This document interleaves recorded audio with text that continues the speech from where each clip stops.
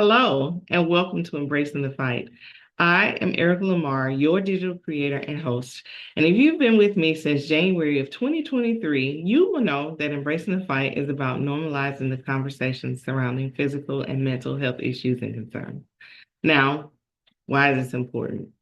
Well, if you look at the world today, you will understand why this is extremely important. Look at that guy that went over to Florida State and killed all those students.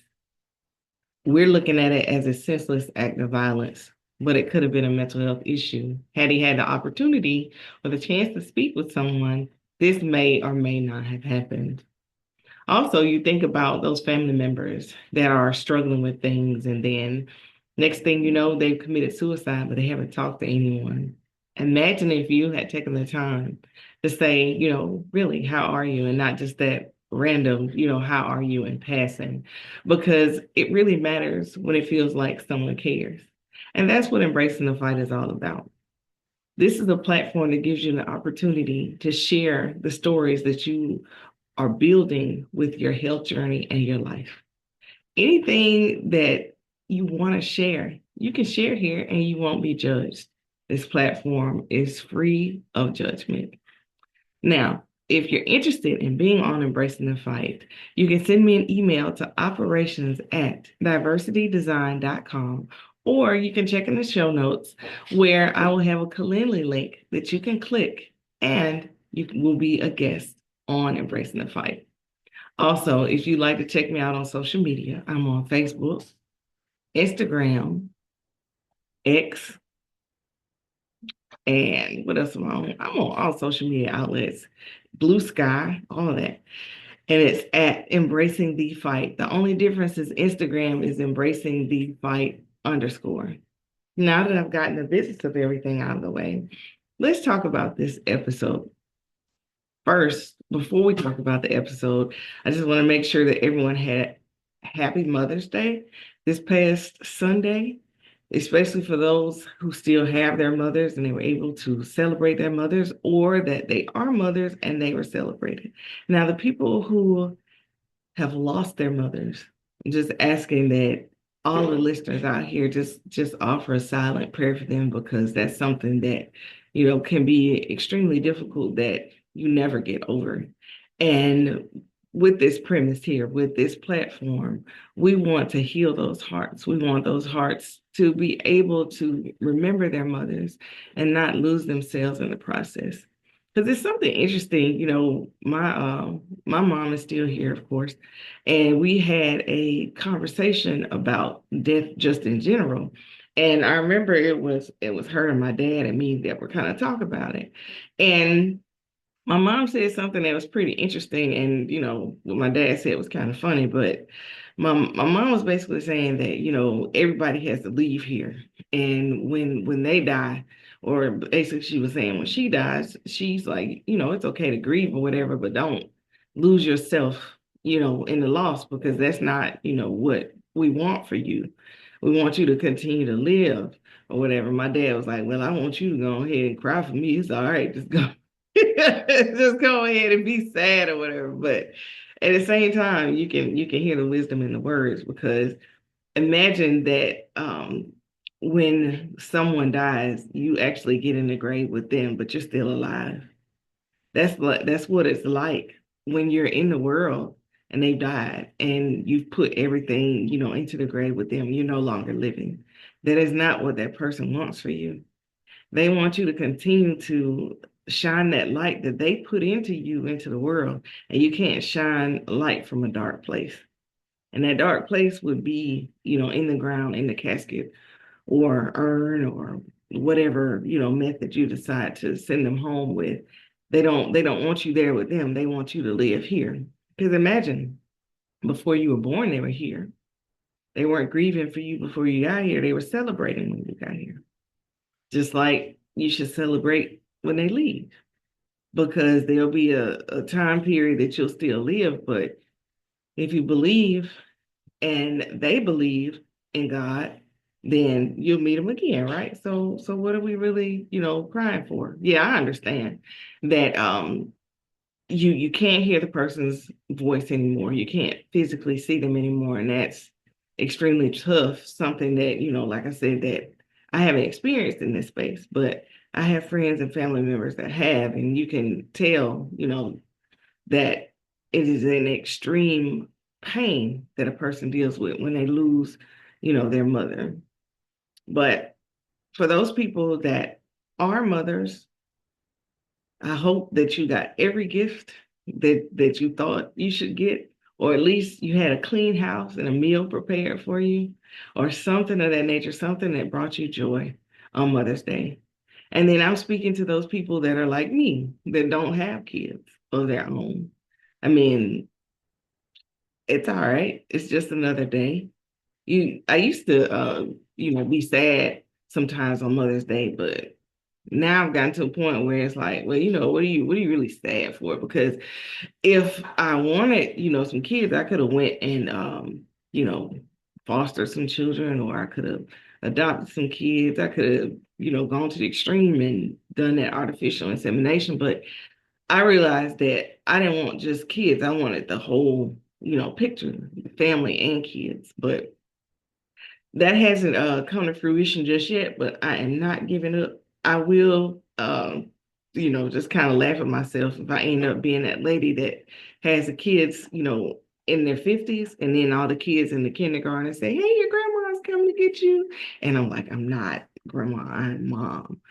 It won't matter because the love will still be the same for the child, even though I might not have the energy that I had when I was in my 20s and 30s to chase after a child. I still chase after a tennis ball. It can't be much different, right? All right, so let's jump into episode 118, Do It Yourself. So why would I name this episode Do It Yourself? Think about it like this. A lot of times people are afraid to do things on their own. They're always asking for reassurance. They're always asking for advice. They're always asking for help. They're asking for all these different things when everything that they have is already in them to do what they're purposed to do. So let's think about it like this. What if, I don't know, you love flowers and you want a garden, but you don't have a yard? And all you're thinking about is, oh, I got to get the land. I got to do this. I got to do that to create a garden. And then you're on Facebook or you're on YouTube or something like that, and you just type in, do it yourself garden. And you start seeing people with pallets on their porches with buckets hanging and plants and all these different herbs and stuff that are growing out of these pallets. And here you were waiting and hoping that you could get land and you could do all these different things to have what you truly desire when you could do it. It'll just have to be on a smaller scale. A lot of people don't realize that once people have made millions or they have these humongous businesses, they had to start somewhere and they started very, very small. I was having a conversation with a friend of mine, and he was explaining that he started his business off with $750. And now he's a multimillionaire, a philanthropist, doing many, many things. Just imagine if he had said, let me wait. Let me just keep, hoping for the larger things to come along so I can just jump on this boat while it's already big and it's already moving along. But no, he took that little mustard seed of faith and he went with it. And you know what they say about seeds, if you plant them and you fertilize them and you water them and you take care of them, they'll grow. Imagine what that would do, in your life if you did it yourself. Sure, you have ideas and you have thoughts, that the Lord has given you. But just imagine if you don't do anything with it, then I guarantee you a few weeks, few months, few years later, you're going to see that idea, that thought, that seed that God gave you that you sat down and didn't do anything with, blowing up for somebody else. It's just like, I think about it sometimes when I'm walking in the store and I just go ahead and do it now because before I used to be like, it's weird. I'm not going to keep doing that. But I walk past someone and I will hear, in my head to compliment them about a specific thing. For instance, say I could be walking in Macy's, and while I'm walking in Macy's, I could see a lady with a pretty purple shirt on. And I just walk by and not say anything, but then there'll be someone on the other side of her that says, "Man, that is a beautiful purple shirt that you have on." I believe that's God saying, "Hey, I told you to tell that lady that you had on a pretty purple shirt, and you ignored, what I was saying. So how can I trust you with larger things when you can't do the small things?" That's the same kind of thing that I think that he's doing in our lives when he's telling us to do it ourselves. And you know what the word says, faith without works is dead. So you can't keep asking the Lord, "Lord, do this, do this, do this, do this, do this," and you're not doing anything to at least meet him halfway. Or you're not trying anything that he's already placed in your life to try. For instance, if say, the thing with me, I try to lose weight, but I like to eat sweets. And I like to eat sweets a lot. So much so that this time that I'm visiting my parents, as you can see, my background's a little different. Um, my dad made the comment that I sure do eat a lot of sweets, and I do. But imagine if I were to stop eating sweets and start really chronicling, my journey for exercise and everything, and I would lose, a whole lot of weight. And then say a lot of people start to look, at my journey and they started saying, "Erica, you should start, a weight loss camp or weight loss, you know, contest journey, something like that." And I'm like, "Yeah, I really don't want to do that." But then they say my sister does the same thing. And then she turns around and she gets on social media. Next thing I know, she's got 1 million followers and hundreds of thousands of dollars coming in because all she did was post her journey, like, the Lord had told me to do. He will be giving me a front row seat to my success if I had only done it for myself. So, what is it that you are looking at, that you're working on, that you're doing, that you don't think that you have the resources for, or you don't think that you have the ability to do? Because if he gave it to you as a thought, then 9 times out of 10, look, maybe at 10 times out of 10, he knows you can do it. Because why would God give you something that he didn't feel was possible for you to do? Because with God, all things are possible. Now, with our hands, and we try to do different things, and we like, "Oh, why this keep failing and that keeps failing?" Did you ask the Lord to give you the strength, the talent, the power to do these things, or did you just try to do it, yourself, so you can say, "Ooh, look what I did"? Now, that's something I had learned, at a very young age, that you can try a whole lot of stuff yourself, but if you don't like include God in it, then you can't expect to see anything great from it. Now he might let you see some good stuff. Like, say for instance, when I was running track, I was fast because that was a natural ability. But had I gone to him and said, "Lord, I want to be an Olympic track star," he would have placed that in me so I could, try to achieve it. But because I didn't think that and I just kept running and was fast, where'd it go? Nowhere. I was just fast. So think about the things that are in your life, the things that you want to do. You have to be intentional about it. And intentionality starts with you doing it yourself. Now, I'm not saying, you got to go off in a corner in a world by yourself, but at the same time, you know what? That does work for some people. Like, imagine, going to the countryside and sitting out every day and writing. Now, for a person that's an author that needs peace and quiet, that works. But say, for instance, if you were to build a multi-million-dollar business, maybe writing a business plan in solitude would work. But you eventually are going to need some people, to help you. But before you get to that point, make sure you've done what you need to do, so that you can explain it, to someone else. Because just imagine, say if you had a bunch of friends that own businesses or they're like in the C-suite of their companies and you need a sponsorship or something. You wouldn't just go to them and tell them, "I need a sponsorship." You will go to them with a plan that lays out what it is that you want to do. And you ask them for advice, about it. And you pray and you ask the Lord to give you provision, for it. Now, He surrounded you with the right people. Because think about it, if your friends own businesses and CEOs, maybe they could be the sponsors, or maybe they could send you to someone that they know that could really help whatever that idea is. Because money isn't money if you get what I'm saying. Like, say for instance, if you have a friend that owns a nursery, like for plants, but your plan is a nursery, to help kids. Sure, they can give you some money, but that doesn't help your business really, really grow. So you need to look at businesses that cater like to kids or something. Like, say for instance, if you were to ask Disney for a sponsorship, and you could take, the kids from your nursery to Disney. Imagine how that puts you ahead of so many other nurseries.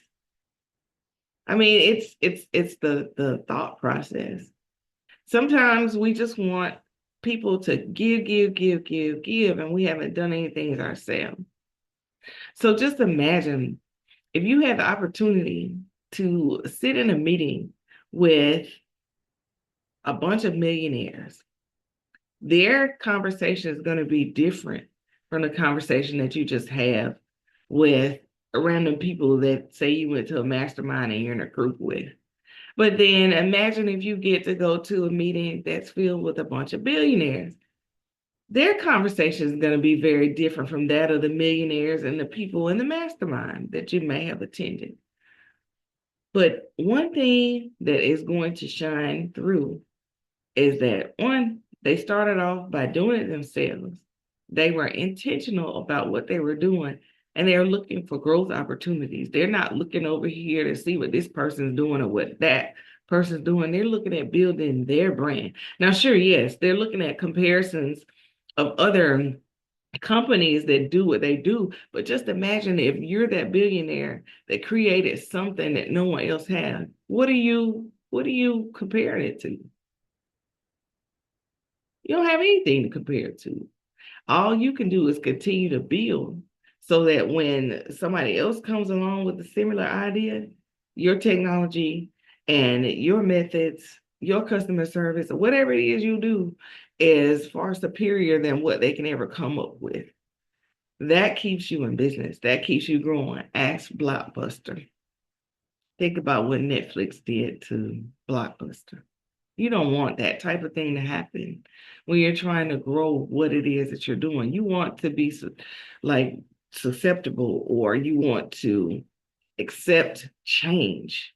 You don't want to just sit there and say, oh, nah, I got enough customers. I got enough people that like, what I have and what I'm doing, and I don't have to do anything better or anything greater. That is the quickest trip to failure that you'll ever reach.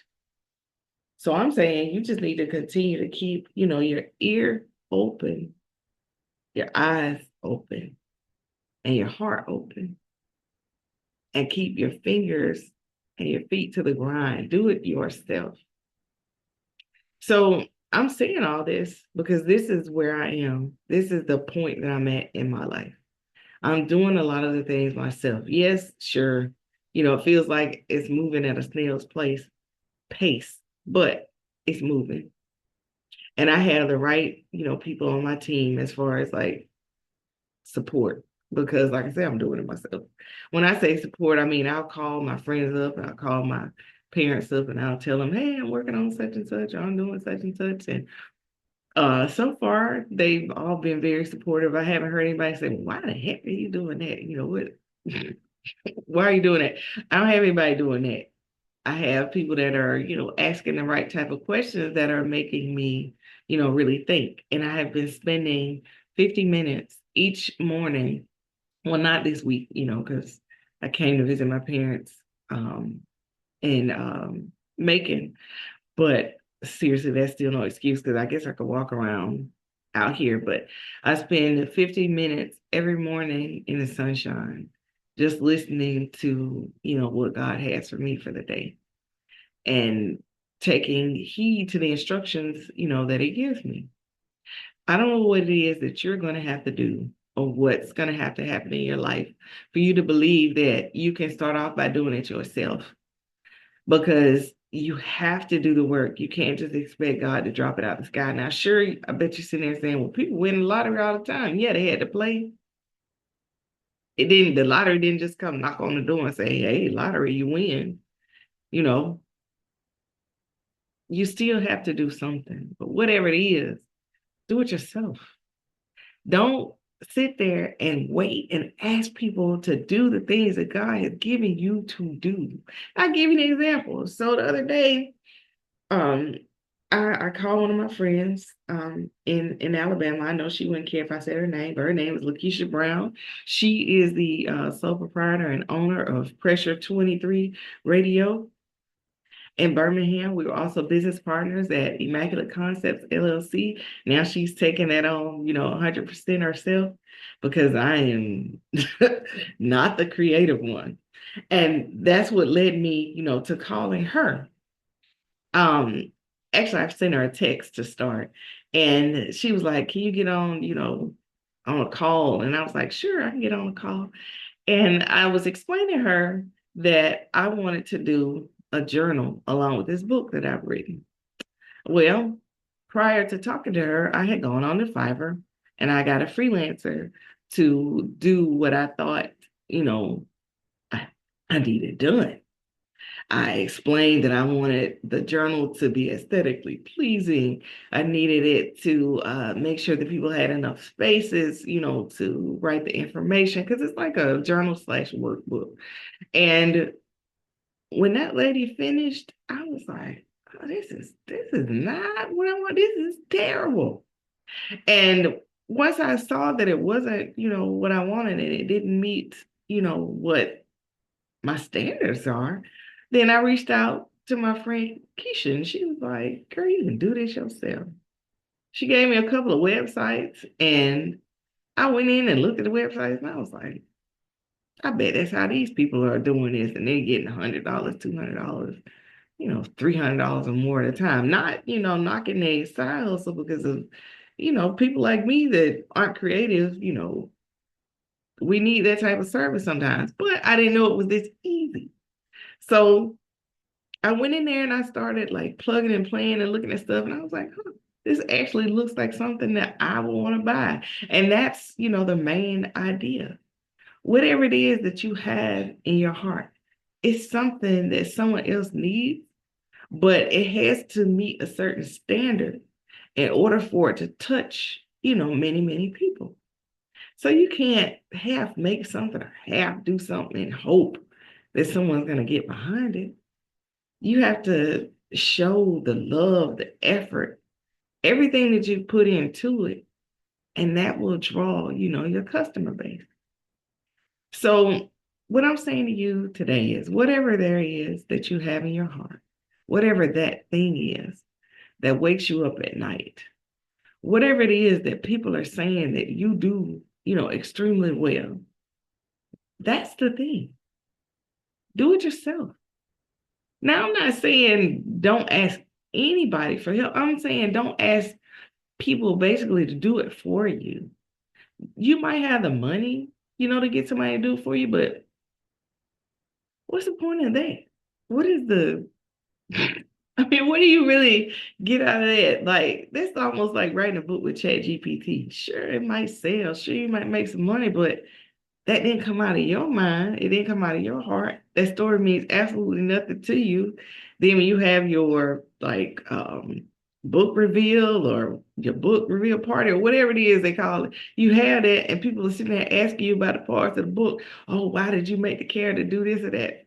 You didn't do that. You had ChatGPT to write this book for you to make this money. And I don't know about you, but I wouldn't feel too great about it, even though it's a thing and people are doing it. That's not something that I would do because I love to write. I love to express, and I love to explain to people why I made a character do a certain thing. And I've always been that way. Now, maybe these newfangled writers aren't this way, but that's who I am. That's what I am. And yes, I am still an unpublished author. And this episode is for me because I know I have to do it myself. Are you like me? If you are like me, rewind to the beginning and listen to this over again. Then take the steps necessary to do it yourself.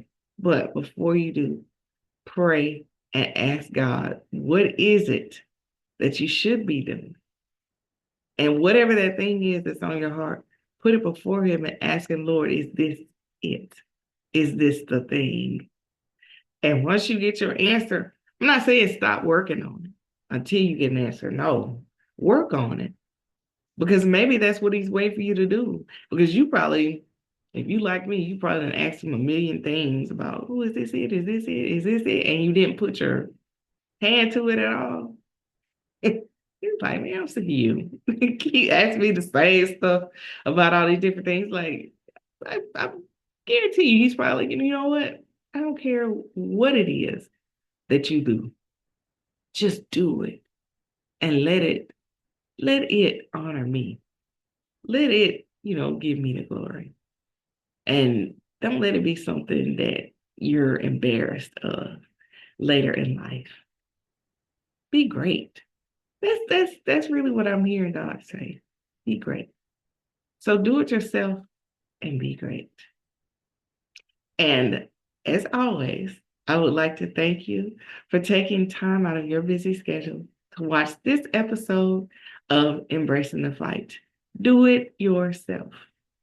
And as always, I want you to have an absolutely amazing day.